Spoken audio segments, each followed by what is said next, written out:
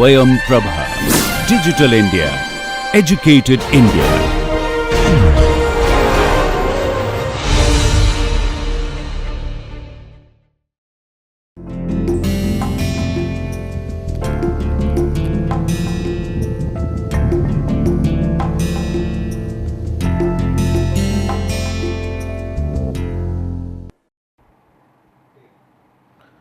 Namaskar. So, till now we have discussed three important circuit theorems. Those were Norton's theorem, Thevenin's theorem and superposition theorem. So, now today we will discuss about the maximum power transfer theorem. So, in many situations the circuit is designed to provide the power to the load. So, rather than finding out the voltage and current, we are more concerned about the power which is being supplied to the load. So, there are such applications such as those in communication system where it is desirable to supply maximum power to the load. So, what we have to do? We have to address this problem of delivering the maximum power to the load when internal losses are known for the given system. Now, one important thing which you have to keep in mind, that when you see the internal losses present in the system and if you apply maximum power transfer theorem, it means that there would be significant internal losses. How it will happen? When we will discuss the maximum power transfer theorem in detail, we will understand this particular phenomena. Now, the Thevenin equivalent which we discussed in the previous classes, it is basically will be used for finding out the maximum power in a linear circuit. So, whatever the network you have, suppose if you have network which is 2 terminal, let us say it is A and B, and you see this is linear network.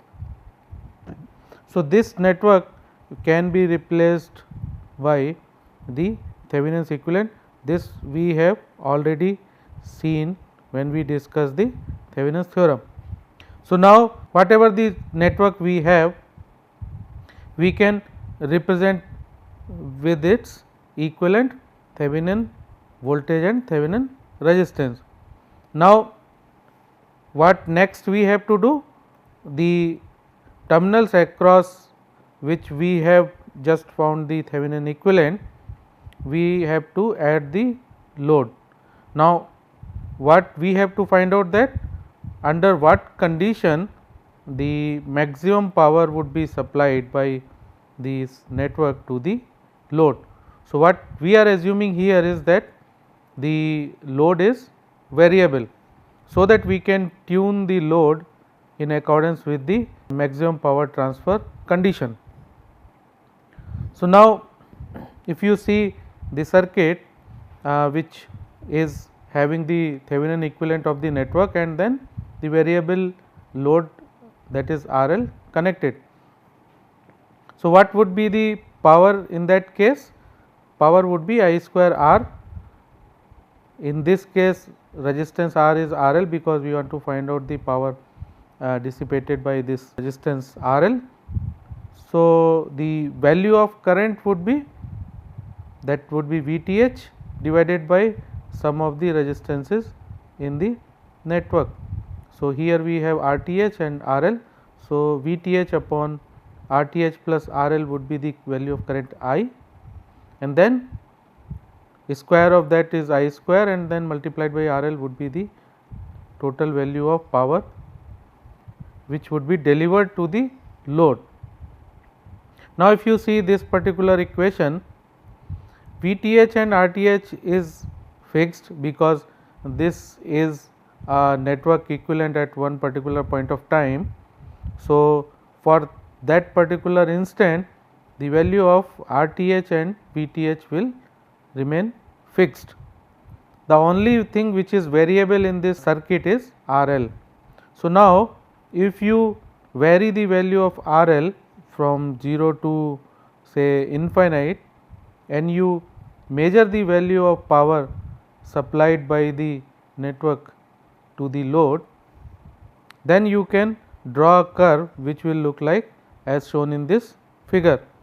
So, when you start increasing the value of RL, you will see that power which is required for this particular load is increasing, and now at one particular instant the power would be maximum, and after that the value of power will again start reducing even if the value of RL is increasing.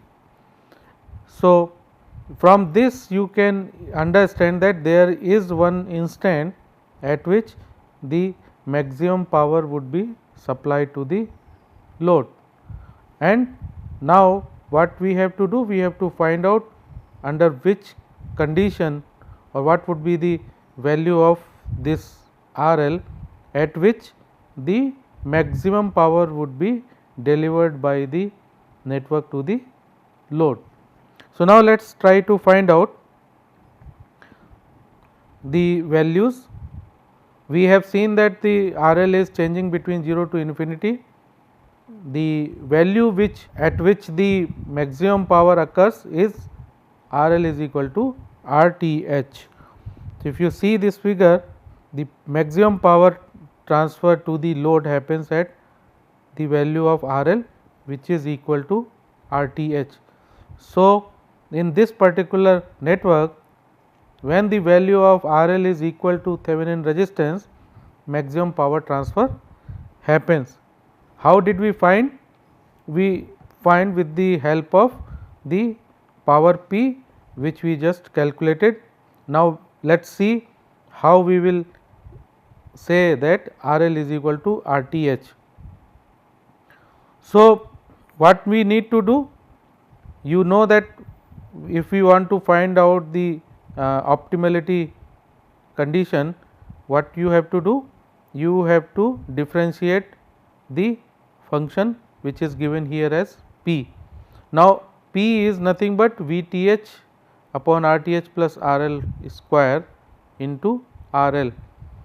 Here the constant terms are VTH and RTH, the only variable is RL. So, to prove the maximum power transfer theorem, what we have to do? We have to differentiate P which is given in this equation with respect to RL, and then for finding out whether we are reaching at maximum value or not, we have to set the dP by dRL equal to 0. So, what we have to do now? We have to differentiate the power P with respect to RL, which is the only variable in this particular equation. So, now if we differentiate dP by dRL, the value which we get is now if you see these two, this particular function, you can separate it out, like VTH you can take it out, then you can write as RL divided by RTH plus RL square. Now, to take the differentiation of this function, you can take these two as a separate functions and use the methods of differentiation for two functions. Then what you will get? VTH square is anyway out from this function because it is a constant value. First we will differentiate this RL. So, what will happen? You will get only 1 upon. So, if you differentiate, so you will get dP by dRL is nothing but VTH square is outside. If you differentiate this, first we take with respect to RL, then you will get RTH plus RL square plus, then you differentiate this. So, what you will get? You will get, anyway RL is remain same, you have to differentiate this, this will become minus 2 RL divided by RTH plus RL whole cube. So, this is what you will get when you differentiate. Now, if you rearrange this particular right side of the equation, what you can write VTH square, then this you make it as a cube. So, you will add RTH plus RL in the numerator and then minus of 2 RL. So, this is what you get when you differentiate power P with respect to RL. Now, for finding out whether you have maximum or minimum at one particular point, you have to set the value of dP by dRL equal to 0. So, when you set this equal to 0, you get the numerator terms, that is RTH plus RL minus 2 RL is equal to 0. That means RTH minus RL equal to 0, and finally you get RTH is equal to RL. This is what we discussed, that at RTH equal to RL, the power would be maximum. The maximum power transfer takes place when the load resistance is equal to Thevenin resistance. This we derived when we took the derivative of power P with respect to RL, which is variable. And now, as we know that at the when the derivative dP by dRL is equal to 0, at that condition the RL value what we get, if you supply that value RL into the power P, the power might be maximum or minimum. Now, we have to find out whether the condition which we have stabilized with the help of taking the derivative dP by dRL is really a maximum or not. So, what we have to do? We have to double differentiate the power with respect to RL, and we will prove that it is less than 0. So, when it is less than 0, when the d2p by drl 2 is less than 0, that means that the RL value which we have found when we took the derivative, that is RTH, would be maximum. So, how we will find out the value of double derivative? So, d2p by drl2 we will find out with the help of the dP by dRL value, that was VTH square in bracket RTH minus RL divided by RTH plus RL cube. So, now what we can do? We can see this as a function A and we can see this as a function B, and you can use the properties of derivatives and we can find out the value of dTB by dRL2. So, we will first differentiate B keeping A as same.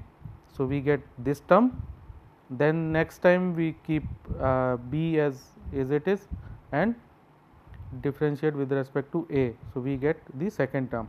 Now, if you put the value of RTH is equal to RL, this term will become 0 and this term will be nothing but some value which is less than 0. So, with this you can say that the condition which you stabilize, that is RTH is equal to RL, will give you the maximum power transfer, because the second derivative is less than 0. So, therefore, when we substitute the value of RL is equal to RTH in the power equation which we just calculated, that is I square RL, that is VTH upon RTH plus RL square into RL, and put the value of RL is equal to RTH, the maximum power which the network will transfer to the load would be VTH square divided by 4 RTH. And important thing to consider is that this value will hold valid only when RL is equal to RTH. So, when the value is RTH value RL value is either more than RTH or less than RTH, we have to use the conventional formula of I square RL to find out the power being transferred to the load. Now, if RTH is represented as loss of the circuit, So, what happens if you have the network like this and you are connecting load to this external terminal A B. If this network is represented as Thevenin equivalent, but the value of RTH which we are seeing here is nothing but total loss which is there in the network, and then if you connect the load RL at maximum power condition, although the load will receive maximum power from the source, but losses will also be maximum. So, that is why the maximum power transfer condition will not be useful when the losses are present in the system. So, in that case loss whatever we get in the system would be equal to whatever power is being absorbed by the load. So, what we can say now that there is a distinct difference between drawing maximum power from the source and delivering maximum power to the load.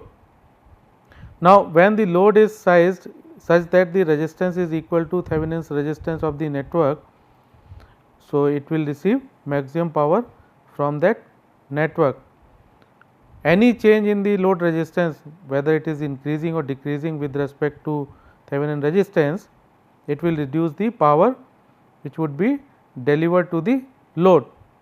So, on the other hand, we can now say that we draw the maximum power possible power from the voltage source by drawing the maximum possible current. So, this was the condition when we say that the source is delivering maximum power to the load. Now, let us see what is the meaning of drawing maximum power from the source. So, when you want to draw maximum power from the source means you want to draw maximum possible current from the source. How it will be achieved? It will be achieved simply by shorting the terminals, because only at that condition the maximum current would be delivered by the source. So, in that case what will happen? You will effectively deliver 0 power to the load, because in that case the R value is 0, because you have short circuited the terminals. So, you can now understand that there is a distinct difference between drawing maximum power and delivering maximum power to the load. So, maximum power transfer theorem is applicable when you say that source is delivering maximum power to the load. When we say drawing maximum power, it means that at that condition you are simply shorting the source terminals and maximizing the current output from the source. Now, another important thing which you have to keep in mind, that maximum power theorem is sometimes misinterpreted. What happens that generally we design the maximum power transfer theorem to select the optimal load in order to maximize the power absorption. But if the load is fixed, that means if the load resistance is already specified, then maximum power theorem will not be able to help. Why? Because since you have fixed the value of load, that is your RL is now fixed rather than the variable component. So, your RTH is anyway driven by the network components. So, your VTH and RTH is already fixed. If RL is also fixed, you cannot find the maximum power transfer condition.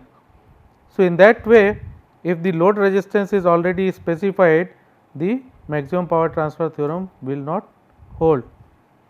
Now, suppose by any chance if you make RTH as a variable, right. So, in that case the Thevenin equivalent resistance of the network